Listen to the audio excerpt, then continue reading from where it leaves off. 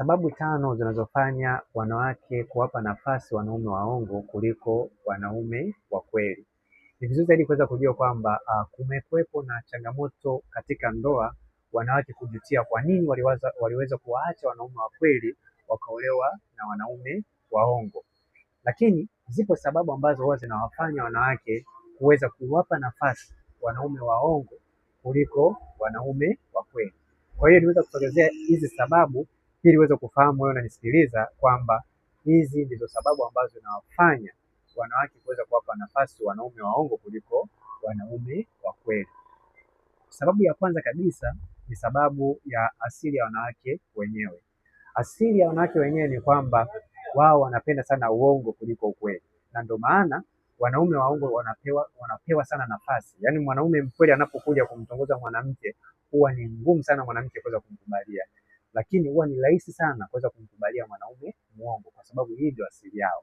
Na pia sababu ya pili ni sababu ya kujikuta anampenda mwanaume ambaye haonyeshi kumjali. Yaani asili ya wanawake ni kwamba usionyeshe nampenda sana.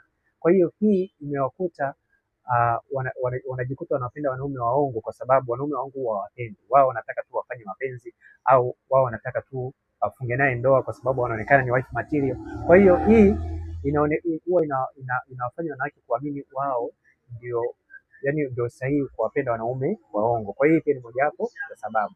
Na pia sababu ya tatu ni sababu ya kushindwa kutofautisha ukweli na uongo. Yaani wanawake huwa wanashindwa kutofautisha ukweli na uongo, kwa sababu mwanaume muongo huwa anaonekana ana mapenzi kweli wakati anapokuwa anaongea na mwanamke, na mwanaume mkweli huwa anazungumza ukweli. Kwa hiyo ukweli unaweza kumfanya mwanamke akajisikia kwamba huyu kwa nini ananiambia ukweli?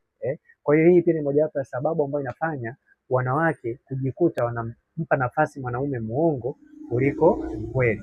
Na pia sababu nyingine ya nne ni sababu ya msukumo wa jamii inayomzunguka.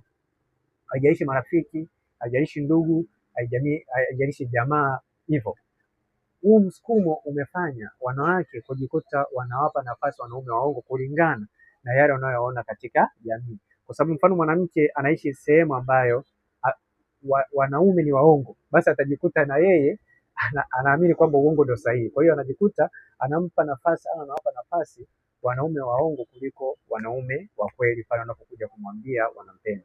Na pia sababu nyingine ya mwisho kabisa ni sababu ya kushindwa kuelewa mwanaume muongo sio sahihi na mwanaume mkweli ni sahihi. Hii ni mojawapo ya sababu ambayo inafanya